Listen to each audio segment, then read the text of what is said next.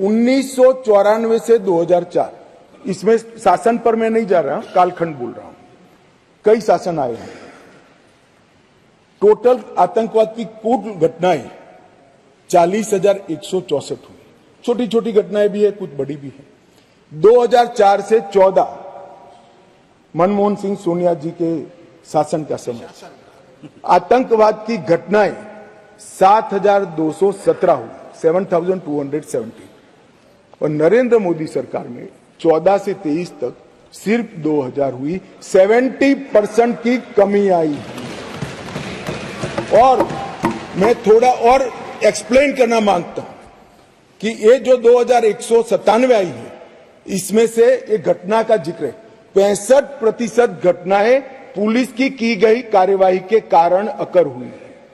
मतलब कोई जगह पे सूचना मिलती है कि आतंकवादी छिपा है, पुलिस इस पर हमला करती है, तो भी वो आतंकवादी मुठभेड़ मानी जाती है। इस प्रकार की 70% कमी आई है 2004 से 14 में, और 14 से 23 में नागरिकों के मृत्यु के अंदर 72% की कमी आई है, और सिक्योरिटी फोर्सेस के मृत्यु के अंदर 59% की कमी नरेंद्र मोदी सरकार में। इसलिए मैं कहता हूं, मैं ठीक ही कहता था, अलगाववाद की भावना का मूल, उसका उद्भव स्थान आर्टिकल 370 है, वो जाएगा। अलगाववाद की भावना भी over a period of time खत्म होगी, और आतंकवाद भी खत्म। और कल पथराव की बात करते, मैंने 2 साल लिए हैं साहब। 2010 2654 पथराव की घटनाएं हुई थी 2010 में। 2023 में 0, एक भी पथराववाद की घटना। ऑर्गेनाइज हड़ताल, जो कॉल देकर पाकिस्तान से कॉल देते थे इनके आका, और कश्मीर की वैली और जम्मू बंद हो जाते थे। 132 ऑर्गेनाइज हड़तालें हुई थी 2023 में, एक भी हड़ताल नहीं, एक भी बंद नहीं। मान्यवर, पथराव में नागरिकों की मृत्यु 2010 में 112 हुई थी, 23 में क्योंकि पथरावी नहीं हुआ है, नो इंजर्ड नो डेथ। मान्यवर, सिक्योरिटी फोर्सेस पथराव के कारण 6,235 हुए थे इंजर्ड सिक्योरिटी फोर्सेस, और इस बार क्योंकि पथरावी नहीं हुआ है, 0 इंजर्ड है। क्या बदलाव हुआ है? इनको मैं कहता हूं क्या बदलाव हुआ है? अरे इसी सदन में रहकर सारी मर्यादाएं तोड़कर अगर धारा 370 खत्म हुई तो खून की नदियां बह जाएगी कहते थे। खून की नदियां छोड़ो, कंकर चलाने की हिम्मत नहीं है किसी की। इस तरह की व्यवस्था भारतीय जनता पार्टी की सरकार। और मान्यवर, सीज फायर के वायोलेशन की घटना 2010 में एक साल में 70, 2023 में 2, घुसपैठ 2010 में 489, 2023 में सिर्फ 48। आतंकवादी मारे गए 112 मारे गए थे, कुल मिलाकर एवरेज निकाल दे तो 278 आतंकवादी मारे गए हमारे। मान्यवर, वापिस लौट गए, पहले 18 वापिस लौटे थे, अब 281 वापिस लौट गए। पाकिस्तान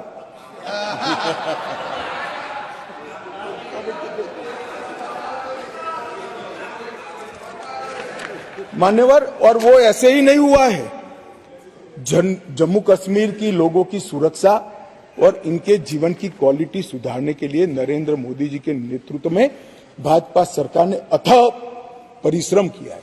मान्यवर, गृह मंत्रालय हर माह यहां पर सिक्योरिटी रिव्यू करता है, और हर 3 माह में मैं वहां जाकर सिक्योरिटी रिव्यू करता हूं।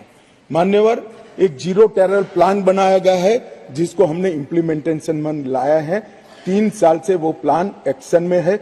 मुझे पूरा भरोसा है मान्यवर कि 24 के बाद फिर से मोदी जी आने वाले हैं। 26 आते आते 0 टेरर प्लान 100% इम्प्लीमेंट होगा। मान्यवर, इसके साथ साथ कंप्लीट एरिया डोमिनेशन का प्लान बनाया है, वो भी 2026 तक समाप्त हो जाएगा। और पहले सिर्फ टेररिस्टों को मारते थे। हमने इसकी इकोसिस्टम को खत्म किया है। इसके साथ साथ टेरर फाइनेंस पर इकोसिस्टम को खत्म करने के लिए केस किए। एनआईए ने 32 केस किए, जिसमें कुछ पार्टियां बड़ा अरण्य रुदन कर रही है, हाय तौबा कर रही है। क्यों केस हो रहे हैं? क्यों इसलिए केस हो रहे हैं कि पाकिस्तान से पैसा आ रहा है, ये परमिटेड नहीं है, ये नरेंद्र मोदी सरकार है, ये नहीं चाहिए। एनआईए द्वारा 32 केस हुए, एसआईए द्वारा 51 केस हुए, 83 केस टेरर फंडिंग और फाइनेंस के हुए हैं। लगभग 229 अरेस्ट हुए हैं। 150 करोड़ की मूल्य की 57 प्रॉपर्टी को सीज कर नीलामी के लिए कोर्ट के सामने दस्तावेज उपलब्ध किए गए और 134 बैंक अकाउंट सील किए, जिसमें 122 करोड़ रुपया सीज हुआ है और 5.5 करोड़ रुपया कैश हुए। और मान्यवर कहते थे क्या फर्क पड़ा है? अब्दुल्ला साहब बैठे थे। अब्दुल्ला साहब, आप जब मुख्यमंत्री पद छोड़े तब से लेकर मोदी जी प्रधानमंत्री बने तब तक 19 तक जम्मू कश्मीर में थिएटर नहीं चलते थे। पूरे देश को मालूम ही नहीं है, जम्मू कश्मीर में थिएटर नहीं चलते थे। धारा 370 खत्म होने के बाद 2021 में जम्मू कश्मीर में पहला थिएटर शुरू हुआ।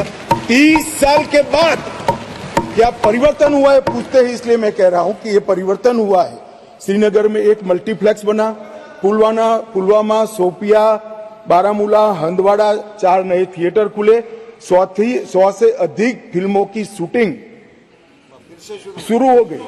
जो फारूक साहब ने अंतिम देखा होगा, बाद में नहीं देखा होगा किसी ने। अब शूटिंग शुरू हो गई है और लगभग 100 मूवी थिएटरों के लिए बैंक लोन के प्रस्ताव आज बैंक में पेंडिंग।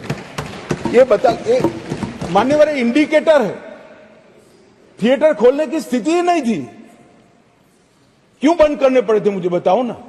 ऐसा तो है नहीं कि जम्मू कश्मीर में कोई थिएटर पिक्चर देखना नहीं चाहता है, आराम से देखे जाते थे, मगर बंद करने पड़े थे।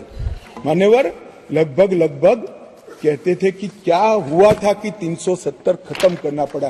45,000 लोगों की मृत्यु हुई है और मैं मानता हूं ये 45,000 लोगों की मृत्यु की जिम्मेदार ये धारा 370 थी, जो नरेंद्र मोदी ने उखाड़ कर